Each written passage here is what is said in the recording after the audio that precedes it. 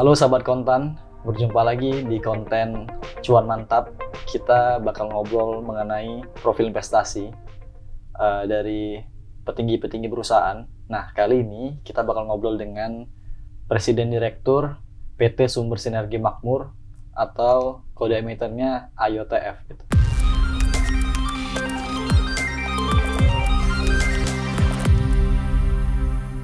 Pak, selain memimpin perusahaan, pasti Bapak sendiri juga mengelola keuangan pribadi juga gitu. Betul. Ya, kalau Pak Alamsyah sendiri, investasi terbesar berarti sekarang di perusahaan ini, Di Pak, perusahaan. di mana Bapak jualan layanan GPS tracker. Betul, tapi Perusahaan. sekarang investasi dalam bentuk lembar saham. Oh iya. Gitu. Di GPS Tracker ini, saya kan juga jualan sebenarnya.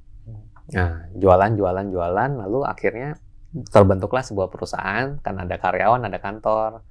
Lalu saya pikir dengan dijadikan perusahaan publik kan, kepemilikan saya dalam bentuk lembar saham berapa banyak dan berapa persen. Yang sebenarnya secara nominal itu kan, secara gampangnya ya kita kali aja harga saham detik ini berapa kan, seperti itu.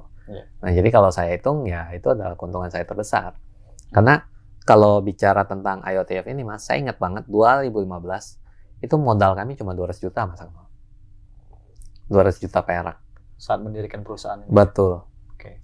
2023 pada saat kami pencet bel, valuasi hari itu 528 miliar. Jadi kalau Mas Akmal bayangin 200 juta 2015, terus 528 miliar 2023, kan kurang lebih 8 tahun ya Mas. 8 tahun dari 200 juta ke 528 miliar, itu saya hitung kurang lebih sekitar 2.614 kali lipat Mas. Menurut saya ini luar biasa besar, ya kan? Karena di dalam hidup saya belum pernah yang namanya saya mendapatkan keuntungan ya, walaupun kondisinya masih ini ya Mas, floating, kan saya belum realisasi kan. 2.600 kali Mas. Jadi ini luar biasa buat saya.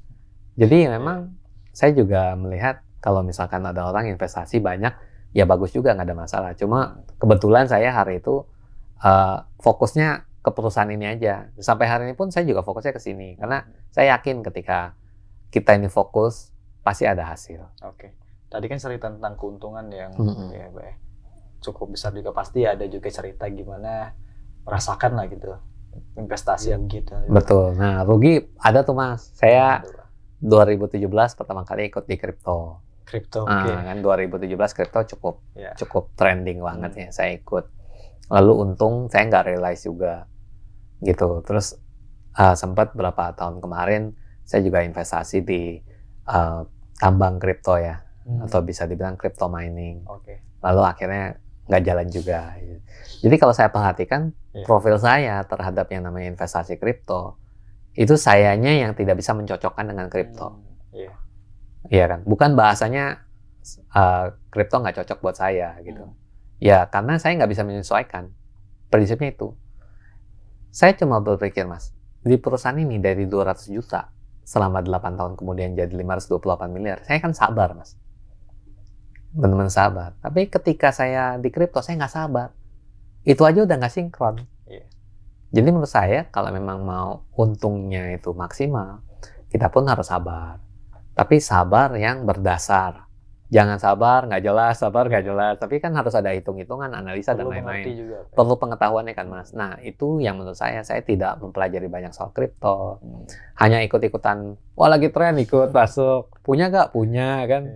Jadi kayak begitu. Jadi menurut saya ya kurang bijak juga investasi saya di sana. Gitu. Jadi ya mungkin buat teman-teman yang istilahnya mau investasi kripto ya bagus. Tapi ya harus dipelajari, dimengerti, dan harus bisa sabar. Karena dunia ini mana ada sih Mas yang tiba-tiba dalam waktu semalam dikasih untung yang luar biasa besar. Kalaupun ada, ya itu anomali kan Mas. Makanya saya juga mengatakan bahwa di dalam kita tertarik terhadap sebuah investasi, kita itu harus selalu sadar. Kalau penawarannya terlalu baik, itu prinsip saya Mas, too good to be true Mas. Kalau ada siapapun datang kepada kita melakukan satu investasi dan kita melihat kok profil investasi ini too good to be true ya. Katakanlah menjanjikan 1 bulan 10%. Kan secara nalar Mas, coba Mas, dagang apa Mas yang sebulan bisa cuan di atas 10%? Ada, tapi berapa banyak? Kalaupun ada, nggak mungkin dia bagi-bagi ke kita, kan begitu Mas. Nanti ketika saya melihat kok parameternya yang ditawarin ini too good to be true nih, hati-hati, harus jauh lebih hati-hati. Oke. Tadi cerita keuntungan dan kerugian juga udah diceritakan Pak ya. Betul.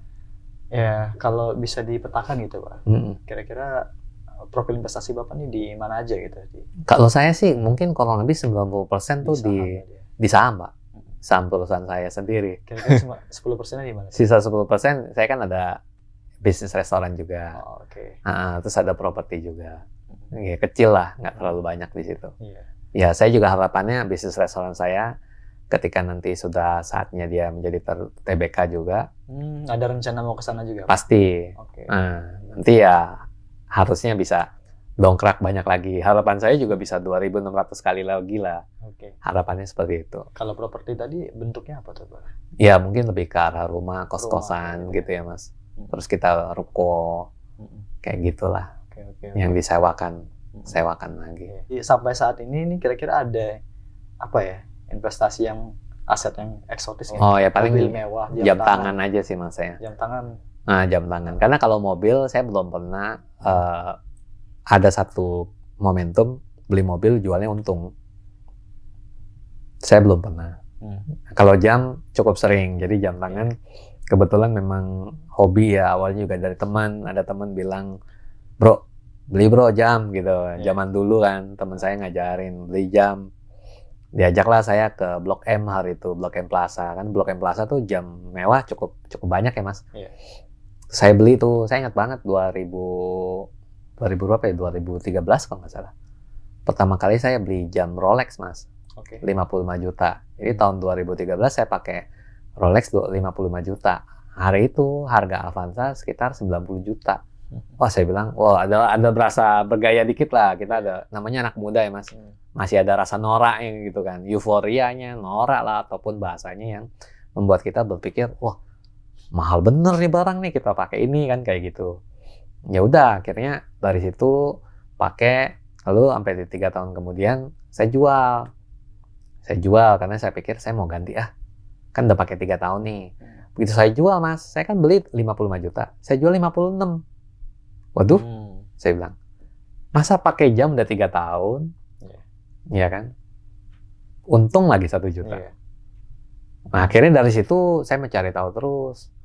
Nggak lama saya beli lagi, kok naik harganya. saya beli satu jam Rolex juga sekitar 94 juta kalau nggak salah, 95 juta. 2016 saya beli. Lalu sekitar tahun 2019 naik jadi 170 juta. Waduh, saya bilang hampir 2 kali nih. Udah pakai 3 tahun naik Mas. Saya pikir ini luar biasa juga ya jamnya. Terus akhirnya 2016 beli, 2017 saya beli. Saya selalu mengusahakan ada uang saya tabungin deh dalam bentuk jam, karena saya udah tahu untung. Nah hari itu ya Rolex semua lah. Ya toh cuma dikit doang gitu. Yang memang saya juga mau pakai. Untung. Dari situlah saya pelajarin. Di 2019 saya pelajarin. Mulai deh tuh kita cari barang-barang yang memang bagus-bagus lah. Kayak gitu ya. Akhirnya sampai sekarang lah kondisinya kita simpan beberapa kan. Biar istilahnya juga toh harganya masih bagus. Cuma memang kalau saya lihat kan belakangan 2 tahun terakhir kan harganya juga mulai turun ya. Gitu. Tapi yang beli di tahun 2018, tahun 2019 masih untung banyak. Saran ada lagi nggak untuk kira-kira yang mungkin baru benar-benar masuk investasi nih Pak? Mencoba belajar investasi gimana Pak? Ya kalau menurut saya pertebal fundamental pengetahuannya Mas ya. Karena buat saya keuntungan adalah kondisi di mana pengetahuan kita itu bisa dijual lebih mahal. Gitu aja sih Mas. Oke. Ya kan? Karena nggak ada yang namanya orang untung tanpa dia menjual pengetahuan yang dia punya. Gitu. Jadi ya pengetahuan itu ya penting. Ada juga yang bilang katanya sebelum mulai investasi berupa aset gitu, investasi pengetahuan dulu gitu Pak. Ya. Itu Pak. Ya investasi pengetahuan, dan apalagi zaman sekarang ya Mas ya, YouTube banyak sekali pengetahuan berseliweran di sana. Tinggal kita mau dengar, mau nonton nggak. Gitu. Seperti contohnya podcast Cuan Mantap ini. Nah, ya kan Mas? Semoga ramai Pak. Iya. Kan setidaknya kan membuat orang jadi lebih sadar. Iya, iya. Kalau mau untung besar, kuasai dulu pengetahuannya. Oke. Iya kan? Karena keuntungan itu adalah output dari pengetahuan kita kan. Ini pengetahuan kita bagus, banyak, dan bisa kita monetize, jadilah profit. Tapi kan banyak orang pengetahuannya banyak, nggak mau dimonetize. Kan banyak juga, Mas. Iya, banyak. Nah, cuma kalau udah motivasinya mau untung besar, pertebal deh pengetahuannya. Terus pelajari cara monetize pengetahuan yang kita punya.